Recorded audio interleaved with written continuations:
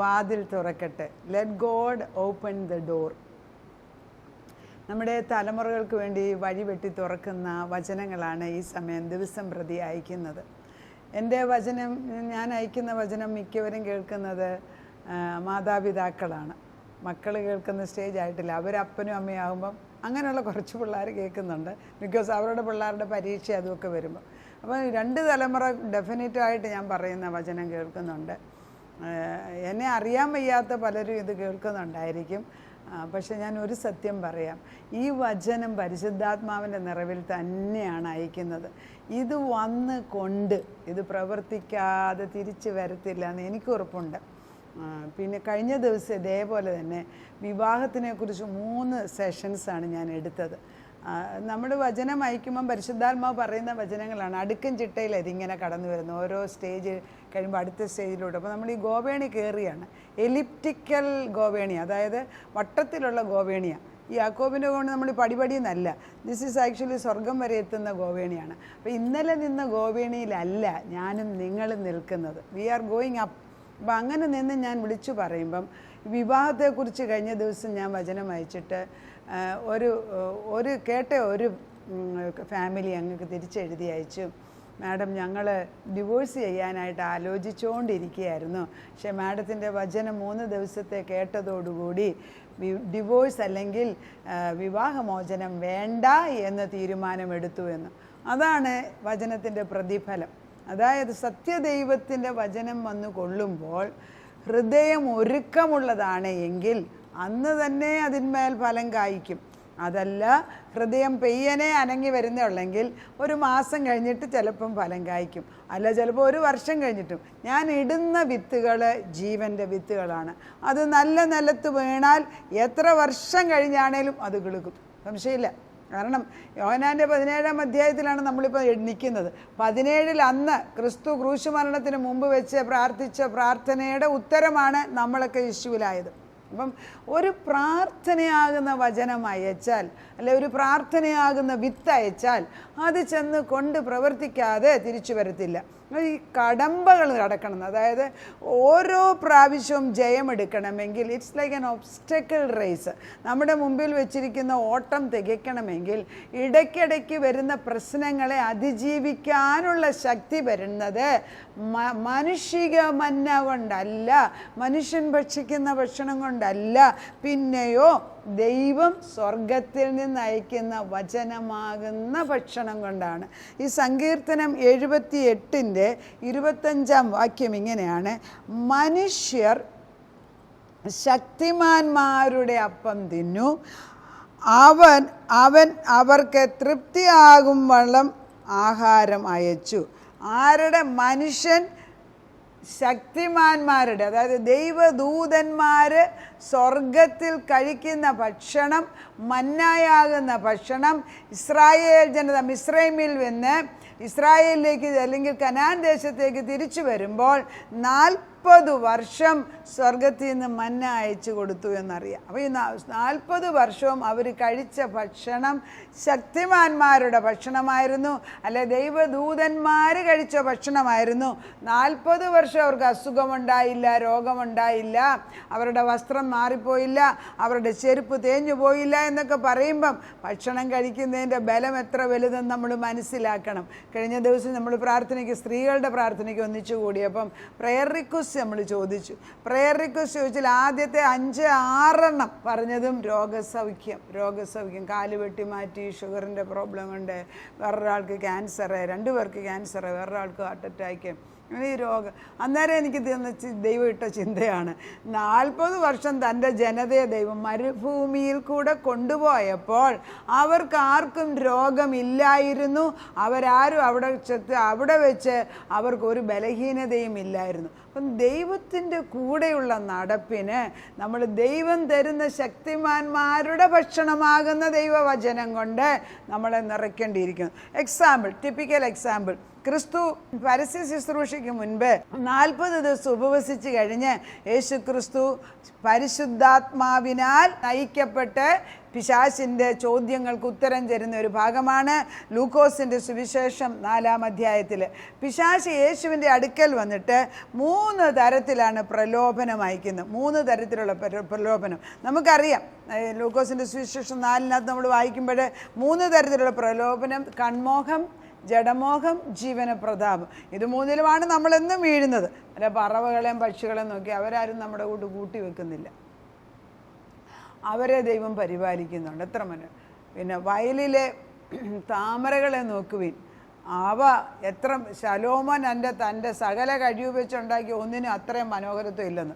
ഇതൊക്കെ വേദപുസ്തകത്തിൽ എഴുതി വെക്കുമ്പം ദൈവത്തിൻ്റെ വചനമാണ് എൻ്റെ ജീവനെന്നും ദൈവത്തിൻ്റെ വചനത്തിലാണ് എൻ്റെ ബലമെന്നും മനസ്സിലാക്കിയാൽ നമ്മൾ ഈ വേണ്ടാത്ത ഒത്തിരി കാര്യങ്ങളിൽ തലയിടത്തില്ല. Eliminate and concentrate. വേണ്ടാത്തത് മാറിപ്പോയിട്ട് വഴി നിരപ്പാക്കുക. നമ്മൾ ഈ റോഡ് നന്നാക്കുന്നവരെന്തിനാ അവിടെ ഇവിടെ നോക്കി നിൽക്കുന്നത്? Let's go forward. അപ്പോൾ ഈ ലൂക്കോസിൻ്റെ 4-ല് പിശാച് യേശുവിൻ്റെ അടുക്കൽ വന്നിട്ട് അവനറിയാം, അവന് തക്ക സമയത്ത് അവനറിയാം യേശു 40 ദിവസം ഭക്ഷണം കഴിക്കാതെ ഇരിക്കുന്നതിനാൽ യേശുവിന് വിശപ്പുണ്ട്. ഉടനെ ആദ്യത്തെ ചോദ്യമാണ് നമ്മുടെ ആവശ്യത്തിന് വേണ്ടി, അതെ നിനക്ക് വിശക്കുന്നില്ലേ, ഈ കല്ലുകളെ നീ അപ്പമാക്കി മാറ്റുക എന്ന് പിശാച് വളരെ സ്നേഹത്തിൽ പറയുന്നതായിട്ട് നമുക്ക് കാണാം. ദൈവത്തെ പ്രചോദനം ചെയ്യുക അല്ലെങ്കിൽ പ്രലോഭിപ്പിക്കാൻ വേണ്ടി ദുഷ്ടാത്മാവ് വന്ന് പറയുകയാണ്, നിനക്ക് വിശക്കുന്നില്ലേ, കല്ലിനെ അപ്പമാക്കേ എന്ന് പറഞ്ഞപ്പോൾ യേശു തിരിച്ചു പറയുന്നത് എന്താണ്? മനുഷ്യൻ അപ്പം കൊണ്ട് മാത്രമല്ല ജീവിക്കുന്നത്. അത്രേ പറയുന്നുള്ളൂ. മനുഷ്യൻ അപ്പം കൊണ്ട് മാത്രമല്ല ജീവിക്കുന്നത് എന്ന് മാത്രം പറഞ്ഞത്. അങ്ങനെയാണ് ആവർത്തന പുസ്തകത്തിൽ എഴുതിയിരിക്കുന്നത്. അപ്പം വേദപുസ്തകത്തിലെ വാക്യം കൊണ്ട് ശത്രുവിൻ്റെ അടവിനെ അടിച്ചു മാറ്റാൻ ആ വാളെടുത്ത് ഉപയോഗിക്കുന്ന നമുക്ക് കാണാം. രണ്ടാമത്തെ പരീക്ഷണം നമ്മുടെ ആവശ്യങ്ങളുടെ മുമ്പിൽ. എന്താണ് ഇനി അടുത്തത്? എന്തിനാണ് നീ 40 ദിവസം ഉപവസിച്ചത്? ദൈവത്തെ പോലെ ആകാനാണോ? എന്നാൽ ഒരു കാര്യം ചെയ്തേക്ക്. പിശാച് ഏറ്റവും മലയുടെ മുകളിൽ കൊണ്ട് കാണിച്ചേച്ച് പറഞ്ഞു, ഈ ലോകം മുഴുവനും, ഇതൊക്കെ ദിസ് ഈസ് ആത്മീയ ഗോളത്തിൽ, ലോകം മുഴുവൻ കാണാൻ ഒരു നിമിഷം മതി. പിശാചിനും ദൈവത്തിനും ദൈവത്തെ കാണിച്ചേച്ച് പറയാണ്, ഇതെല്ലാം എന്നെ ഏൽപ്പിച്ചിരിക്കുകയാണ്, നീ എന്നെ അങ്ങ് നമസ്കരിച്ചാൽ മതി, അത് മുഴുവൻ ഞാൻ നിനക്ക് തരാമെന്ന്. എങ്ങനെയുണ്ട്? ശരിയാ, ഒരു കണക്കിൽ പാർട്ട്ലി ട്രൂ ആണ്, പാർട്ട് ട്രൂത്ത് ഉണ്ട്. കാരണം നമ്മളെ ദൈവം ഏദൻ തോട്ടത്തിൽ വെച്ച് ആദത്തിനെ അവയും ഭൂലോകം മുഴുവനും ഭരിക്കാൻ മനുഷ്യനെ ഏൽപ്പിച്ചിട്ട് നമ്മൾ പാപം ചെയ്തതിനാൽ നമുക്ക് തന്ന ഭൂമി പിശാചിൻ്റെ അടിമത്തത്തിലായി. നമ്മൾ വിറ്റുകളഞ്ഞു നമ്മുടെ ഭൂമി. അപ്പം ഒരു കണക്കിന് നോക്കിയാൽ അവന് അവകാശമുണ്ട്, എന്നാൽ അവൻ ഇല്ലെജിറ്റിമേറ്റുമാണ്. പക്ഷെ നമ്മൾക്കത് പറയാനിപ്പോൾ ഒക്കത്തില്ല. കാരണം അവനെ ദൈവത്തിൻ്റെ ആത്മാവ് ജയിച്ചെന്ന് നമുക്ക് ഉറപ്പ് വരാൻ നമുക്ക് പറയാനൊക്കത്തില്ല. പക്ഷേ യേശുവിൻ്റെ അടുക്ക വന്ന് അവന് ചോദിച്ചപ്പം ദൈവത്തിൻ്റെ ആത്മാവിൻ്റെ അവൻ യേശു ക്രിസ്തു പരിശുദ്ധാത്മാവിൻ്റെ ശക്തിയിൽ തന്നെ പറയുകയാണ്. എന്താണ് ദൈവത്തോട് പറയുന്നത്? പിശാച് പറയുകയാണ്, എന്നെ അങ്ങ് വണങ്ങിക്കോ, ഞാൻ ഈ കാണുന്ന സകലതും നിനക്ക് ഏൽപ്പിക്കാം. അപ്പോൾ യേശു തിരിച്ചു പറയാണ്, നിന്റെ ദൈവമായ കർത്താവിനെ നമസ്കരിച്ച് അവനെ മാത്രമേ ആരാധിക്കാവൂ എന്ന് എഴുതിയിരിക്കുന്നു എന്ന് വേദപുസ്തകത്തിൽ എഴുതിയിരിക്കുകയാണ്. അതായത് ദൈവമായ കർത്താവിനെ മാത്രമേ നമസ്കരിക്കാവൂ, അവനെ മാത്രമേ ആരാധിക്കാവൂ എന്ന് വചനം എഴുതി വെച്ചിരിക്കുന്നതിനാൽ അങ്ങനെ എഴുതിയെന്ന് പറഞ്ഞപ്പോഴത്തേക്ക് പിശാചിന് മനസ്സിലായി, ഏതേലും ഒരു പ്രശ്നം വരുമ്പോഴും അല്പം സാവകാശത്തിൽ വചനം വെച്ച് തിരിച്ചു പറയാനൊത്തെങ്കിൽ തന്നെ അത് തന്നെ ഒരു വിജയമാണ്. അത് എത്ര പേർക്കുണ്ടെന്ന് എനിക്കറിഞ്ഞുകൂടാ. പ്രത്യേകിച്ച് സ്ത്രീകൾക്ക് പ്രയാസം വരുമ്പം ഞാൻ പല സ്ത്രീകളോട് സംസാരിക്കുമ്പോൾ ഒരാളുടെ വിഷമം നമ്മൾ പറയും, അയ്യോ അവർക്കത് ക്യാൻസർ. ആദ്യത്തെ നമ്മുടെ റിയാക്ഷൻ എന്താണെന്നറിയാമോ? അയ്യോ അയ്യോ, അങ്ങനെ നമ്മൾ പറയുന്നത് അല്ലേ? എന്ത് കേട്ടാലും നമുക്ക് അയ്യോ ആണ്. Because we are operating in the emotions. നമ്മുടെ വികാരമാണ് അയ്യോ. ദൈവം നമുക്ക് പ്രാർത്ഥിക്കാമെന്ന് ആദ്യമല്ല പറയുന്നത്, അത് കുറച്ച് കഴിയുമ്പോൾ നമ്മൾ പറയും. പക്ഷെ നമ്മുടെ ചിന്തകൾ എപ്പോഴും. പക്ഷെ യേശു അങ്ങനെയല്ല. യേശു അവിടെ വെയിറ്റ് ചെയ്ത് വെച്ച് പറഞ്ഞു, എന്താ പറഞ്ഞത്? കർത്താവിന് ദൈവത്തെ അല്ലാതെ വേറെ ആരും നമസ്കരിക്കാൻ വേദപുസ്തകത്തിൽ പറയുന്നില്ല. അവൻ അവിടെയും തോറ്റു. മൂന്നാമത്തെ ചോദ്യം ദൈവാലയത്തിൻ്റെ അഗ്രത്തിൽ കൊണ്ട് നിർത്തിയേച്ചു പറയുകയാണ്, നീ ഇതിൻ്റെ മുകളിൽ നിന്ന് താഴോട്ടങ്ങ് ചാട്. വേദപുസ്തകത്തിൽ എഴുതിയിട്ടുണ്ടല്ലോ, നിന്നെ കാപ്പാൻ അവൻ നിൻ്റെ ദൂതന്മാരോട് കൽപ്പിച്ചിട്ടുണ്ടല്ലോ.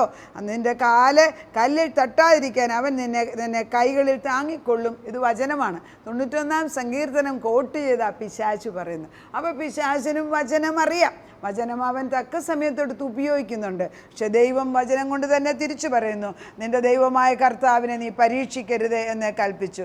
ദൈവം നിനക്ക് ചെയ്യുവാൻ ഏൽപ്പിച്ച കാര്യം മാറ്റാൻ പിശാച് പലതരത്തിലുള്ള ഉപായം കൊണ്ടുവരും. ശരിയല്ലേ?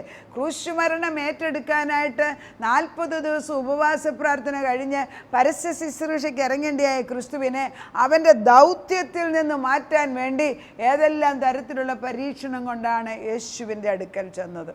യേശു 3ലും ജയമെടുത്തു, കുറേ കാലത്തേക്ക് പിന്നെ അവൻ വന്നിട്ടില്ല എന്ന് വേദപുസ്തകത്തിൽ പറയുന്നു. നമ്മളും ഇങ്ങനെയൊക്കെ തന്നെയല്ലേ? ജീവനുള്ള ദൈവത്തെ ആരാധിക്കാൻ തുടങ്ങുമ്പം അവൻ എല്ലാ തരത്തിലുള്ള പ്രശ്നം, നമ്മുടെയും നമ്മുടെ മക്കളുടെയും കുടുംബത്തിൻ്റെയും ദൗത്യം മാറ്റാൻ വേണ്ടി പലതരത്തിലുള്ള അതായത് ഗ്ലിറ്ററിങ് തിങ്സ്, കൺമോഹം, ജഡമോഹം, പല ഡിവോഴ്സ് കേസസിൻ്റെയും മെയിൻ റീസൺ പണമാണ്. എന്നാൽ പണം കയ്യിലുള്ളവനും പണം ഇല്ലാത്ത ഒരു ചിന്തയാണ് ദാരിദ്ര്യാവസ്ഥ. എൻ്റെ ദൈവത്തിൻ്റെ അല്ലേ ഈ സമ്പത്ത് മുഴുവനും? വേദപുസ്തകത്തിൽ പറയുന്നില്ല, ഈ കാണുന്ന ഭൂമിയിലുള്ള സകല മൃഗങ്ങൾ എൻ്റേതല്ലേ എന്ന് ദൈവം ചോദിക്കുന്നതാണ്. അല്ല, പിശാചിൻ്റെ. ഭൂമിയിൽ ഒരു സാധനം അവനുണ്ടാക്കിയതില്ലെന്ന് ഓർക്കണം, ഇൻക്ലൂഡിങ് അസ്. നമ്മളെപ്പോലും ദൈവം പൂഴിയിൽ നിന്നാണ് ഉണ്ടാക്കിയെടുത്തത്, ആരുടെയും പിശാചിൻ്റെ ഒന്നും അല്ല. അത് ഉറപ്പ് വന്നിട്ട് നമ്മൾ പറയണം, നിനക്കെന്ത് കാര്യം എൻ്റെ മേൽ, എൻ്റെ ശരീരത്തിൻ്റെ മേൽ നിനക്ക് അവകാശമില്ല. എൻ്റെ ആത്മാവ് ദൈവത്തിൻ്റെ ആത്മാവിനോട് ചേർന്ന് നിൽക്കുന്നതിനാൽ, ഞാനും ദൈവം ഒന്നായിട്ട് നിൽക്കുന്നതിനാൽ, ഭൂമിയിലുള്ള സകലത്തിൻ്റെ അവകാശം ക്രിസ്തു ക്രൂശിന്മേൽ ഏറ്റെടുത്തതിനാൽ എനിക്കുമുണ്ട്, എൻ്റെ തലമുറയ്ക്ക് അതുണ്ട്, ഞാനത് പ്രാപിച്ചെടുക്കും എന്ന് പറയാൻ എത്ര പേർക്ക് കഴിയും? ഇപ്പം നമ്മളൊരു വഴി വെട്ടാതെ, അതായത് മുള്ളും പറക്കാരും. ഇപ്പം ഞാൻ സിമ്പിൾ എക്സാമ്പിൾ അറിയാം. ഞാൻ ഈ തിരുവല്ലയിൽ വന്ന് താമസിക്കാൻ തുടങ്ങിയിട്ട് ഇപ്പോൾ 2 കൊല്ലം ആകാൻ പോകുന്നു. ഈസ്റ്റർ ആകുമ്പോഴത്തേക്ക് എനിക്ക് ഗാർഡനിങ് ഒത്തിരി ഇഷ്ടമുള്ളൊരു വ്യക്തിയാണ്. ഞാൻ വന്നപ്പോൾ ഇവിടെ കാട് പിടിച്ച് ഒരു ചെടി കിളുക്കാതെ മുള്ളും പറക്കാരായിട്ട് കിടക്കുന്നത്. അതിന് മുമ്പ് അപ്പടി കാട് പിടിച്ച് കിടന്ന സ്ഥലം വൃത്തിയാക്കിയാണ് നമ്മൾ കുറേ വർഷമായിട്ട് പണിതൊരു വീടാണ്. അടഞ്ഞു കിടന്നത് പിന്നെയും പൊക്കിയെടുത്ത് നമ്മൾ പ്രാർത്ഥിച്ചെടുത്ത് വർഷങ്ങളോളത്തെ പ്രാർത്ഥന കഴിഞ്ഞിട്ട് പൊങ്ങി വന്ന വീടാണ്. പക്ഷേ ഈ ഗാർഡനിൽ ഒരൊറ്റ ചെടി കിളുത്താൻ സ്ഥലമില്ല, കാരണം അതുപോലെ പുല്ലും മുള്ളും പറക്കാരെയാണ്. പക്ഷേ എന്താണ് ചെയ്യുന്നത്? അവിടെ ഇവിടെ 2ഉം 3ഉം ചെടി നട്ടേച്ച് മെയിൻ ജോബ് എൻ്റേത് എന്നും കള പറിച്ച് കളയും. അപ്പോൾ ഞാൻ എൻ്റെ കൂടെ 2 പെൺമക്കൾ എൻ്റെ കൂടെ വന്ന് താമസിച്ചിട്ട് ആ ഇടയ്ക്ക്. അപ്പം ഞാൻ പറയും, മെയിൻ ജോലി ചെടി നടുന്നതിൽ കൂടുതൽ ഈ സമയത്ത് പാഴ്ചെടികൾ പറിച്ച് കളയാണ് എൻ്റെ ജോലി. കാരണം ഈ പാഴ്ചെടികളുടെ നിന്നാൽ അതേന്ന് വരുന്ന വിത്തുകൾ വീണ് പുതിയ ചെടികൾ വന്നാൽ ഇവിടെ പിന്നെയും നിറയും. പക്ഷേ ഞാൻ അവരോട് അന്ന് പറഞ്ഞ് ഞാൻ ഓർക്കുന്നുണ്ട്, കുറച്ച് പ്രാലം പറിച്ച് കളഞ്ഞു കഴിയുമ്പോൾ പിന്നെ ഈ പാഴ്ചെടിക്ക് വിത്തില്ലാതായിട്ട് നല്ല ചെടികളിൽ നിന്ന് കുറച്ച് ചെടി നട്ടിട്ട് നിന്ന് വിത്ത് വീണിട്ട് നിറച്ചു പോവണ്ട. അങ്ങനെ കഴിഞ്ഞ ഈ ഒരു വർഷം നമ്മുടെ സ്പ്രിംഗ് സീസൺ ആയപ്പോഴത്തേക്ക് നിറച്ചു പൂക്കളായിരുന്നു. മഞ്ഞ, ഈ നമ്മൾ പറയത്തില്ലേ ആസ്റ്റർ ഫ്ലവർ എന്ന് പറയും, അത് മുഴുവൻ നമ്മൾ മാങ്ങാനാറി എന്നാണ് മലയാളത്തിൽ പറയുന്നത്. ഇവിടെ മുഴുവൻ ഞാൻ നട്ടതല്ല, അരി വീണിട്ട് അങ്ങോട്ട് കിളുത്തതാണ്. അപ്പം ഇവിടെ ഇനിയിപ്പം ഞാനിപ്പോൾ ചെന്ന് നോക്കുമ്പോൾ അധികം അഴുക്ക് ചെടികളില്ല. കാരണം എന്താ? അഴുക്ക് വിത്തുണ്ടാകുന്ന സാധ്യത പോലും ഞാൻ ഇല്ലാതാക്കി. അത് തന്നെയാണ് മനുഷ്യ ശരീരത്തിൻ്റെ ഹൃദയത്തിൽ ആവശ്യം. ഒരൊറ്റ അഴുക്ക് ചിന്ത കയറ്റാതിരിക്കാൻ, വേലി കെട്ടി പ്രാർത്ഥിപ്പിക്കാൻ ദൈവം നമ്മളോട് പറയുകയാണ്. യേശുവിനുണ്ടായ സെയിം പരീക്ഷണം നമുക്കും നമ്മുടെ തലമുറകൾക്ക് ഉണ്ടായിക്കൊണ്ട് തന്നെയാണ് ഇരിക്കുന്നത്. അതിൽ ജയമെടുക്കണമെങ്കിൽ ദൈവവചനം കൊണ്ട് നമ്മൾ ബലപ്പെടണം. എത്ര വചനമുണ്ട് നിൻ്റെ ആവനാഴിയിൽ, എത്ര വചനം പോലെ ഉണ്ട്. വചനം നിങ്ങൾ നോട്ട് ചെയ്തതാണ്, ഞാൻ വചനം പറയുമ്പോൾ എപ്പോഴും കൊട്ടേഷൻ പറയും, എവിടെ നിന്നാണ് എടുക്കുന്നതെന്ന്.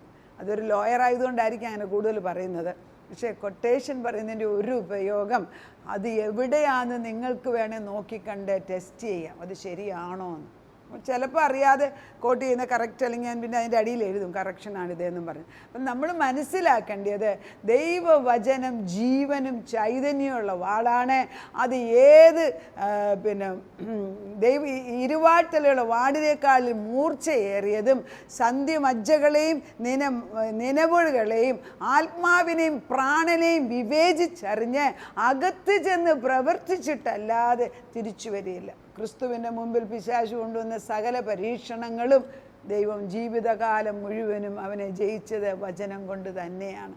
ക്രൂശിൽ കടന്നു കഴിഞ്ഞിട്ട് അപ്പച്ചൻ ചെയ്യേണ്ട ക്രിസ്തു യേശു ചെയ്യേണ്ട ജോലി, അതായത് പിതാവ് ഏൽപ്പിച്ച ജോലി മുഴുവനും പൂർത്തീകരിച്ചിട്ട് അപ്പോഴും മനുഷ്യൻ അവരെ ദൈവത്തിനെ ഉപദ്രവിക്കുമ്പോൾ യേശു പറയുന്നതാണ്, ഇവരോട് ക്ഷമിക്കണമേ, ഇവർ ചെയ്യുന്നത് എന്തെന്നറിയായികയാൽ ഇവരോട് ക്ഷമിക്കണമേ. അത് തന്നെയല്ലേ നമ്മളും പറയുന്നത്. നമ്മളിപ്പോൾ ഞാനിപ്പോൾ യേശുവിൽ ഉറച്ചു നിൽക്കുന്നത്, ഞാൻ വിശ്വസിക്കുന്ന ദൈവത്തിൻ്റെ കൃപയിൽ. നാളെ വീഴുമൊന്ന് ദൈവത്തിന് അറിയത്തില്ല, വീഴാതിരിക്കാൻ വലയം കെട്ടി പ്രാർത്ഥിക്കുന്നു, കൃപയിൽ നിൽക്കാൻ ആഗ്രഹിക്കുന്നു. പക്ഷേ നമ്മൾ ഈ നിൽക്കുന്ന ഈ കൃപയ്ക്കകത്ത് നിൽക്കണമെങ്കിലും പ്രാർത്ഥനാ വലയം വേണം. എപ്പം പ്രാർത്ഥനയിലൂടെ ചങ്ങല പൊട്ടുന്നോ നമ്മൾ വീണുപോകും. അതുകൊണ്ടാണ് ഞങ്ങൾക്ക് പുറകിലൊരു പ്രയർ ഗ്രൂപ്പുണ്ട്. നമ്മൾ പ്രാർത്ഥനയുടെ വലയത്തിന്, ഞാൻ ഈ വചനം പറയുമ്പോഴും എനിക്ക് വേണ്ടി കുറേ പേര് പ്രാർത്ഥിക്കുന്നവരുണ്ട് പുറകിൽ.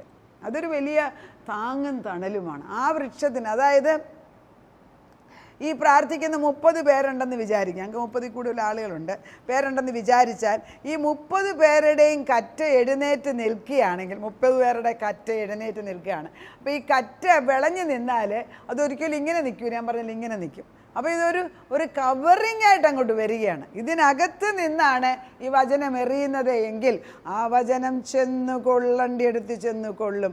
അത് നല്ല സ്ഥലത്ത് തന്നെ വീണും, ഒരുക്കമുള്ള മണ്ണിനകത്തത് വീഴും. വീണിട്ട് 100 മേനി 60 മേനി 30 മേനി വളരും. ദൈവത്തിന് തെറ്റുപറ്റത്തില്ല. സത്യദൈവം നമ്മുടെ കൂടെ നിൽക്കുകയാണ്. അവൻ നമ്മുടെ കൂടെ നിന്ന് പ്രവർത്തിക്കുന്ന ദൈവം. കർത്താവിനെ പരീക്ഷിച്ച പിശാച് നമ്മളെയും പരീക്ഷിക്കും ദിനം പ്രതി.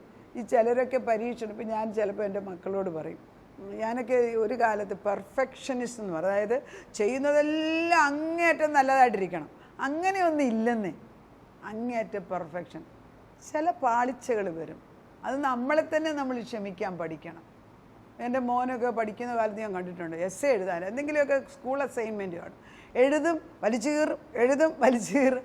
ഞാൻ ചോദിക്കും എത്ര പ്രാവശ്യമാണ് വലിച്ചു കീറുന്നതെന്ന് ചോദിക്കും. പിന്നെ ഞാൻ പ്രാർത്ഥിക്കുമായിരുന്നു കർത്താവ്. കാരണം എഴുതുന്നതൊന്നും നമ്മുടെ പെർഫെക്റ്റായിട്ട് തോന്നിക്കാത്ത ഒരു stage. In this fallen world what is perfect? സ്വർഗത്തിൽ ചെല്ലുമ്പോഴേ ഭൂമിയുടെ പരിസ്ഥിതി എത്ര കുറവുള്ള, എത്ര മോശമാണ് നമുക്ക് മനസ്സിലാക്കത്തുള്ളൂ. നമുക്ക് ദൈവത്തോടെ ആത്മാവിൽ പ്രാർത്ഥിക്കാം. അതിപരിശുദ്ധൻ അതിപരിശുദ്ധൻ അതിപരിശുദ്ധനായ ദൈവത്തിൻ്റെ ആത്മാവ് വ്യാപരിക്കട്ടെ. അപ്പച്ച ഞങ്ങൾ വഴി വെട്ടി തുറക്കുകയാണ് അപ്പച്ച. മുള്ളും പറക്കാരും നിൽക്കത്തില്ല, മുള്ളും പറക്കാരും നിൽക്കാൻ ഒക്കത്തില്ല. നാഥൻ്റെ മുമ്പിലേക്ക് കടന്നു വരുമ്പോൾ തലമുറകളുടെ മേലും ഞങ്ങളുടെ മേലും ദുഷ്ടൻ വെച്ചിരിക്കുന്ന സകല അടവുകളും അപ്പച്ചനെ മാറ്റി തന്നിട്ട് കർത്താവിൻ്റെ പരിശുദ്ധാത്മാവിൽ, കർത്താവെ നീ ചെയ്ത ജോലി പൂർത്തിയാക്കിയെങ്കിൽ പൂർത്തിയാക്കിയ ജോലിയുടെ അനുഗ്രഹം ഞങ്ങൾ അനുഭവിക്കേണ്ടിയ മക്കളാപ്പിച്ച ആ സത്യത്തിലേക്ക് ഞങ്ങളെ ഒന്ന് കയറ്റി സ്വർഗമണ്ഡലത്തിലെ സത്യം മനസ്സിലാക്കി ദൈവമേ സ്വർഗത്തിലെ പോലെ ഭൂമിയിലാക്കാനാണല്ലോ ഞങ്ങളെ ഏൽപ്പിച്ചിരിക്കുന്നത്.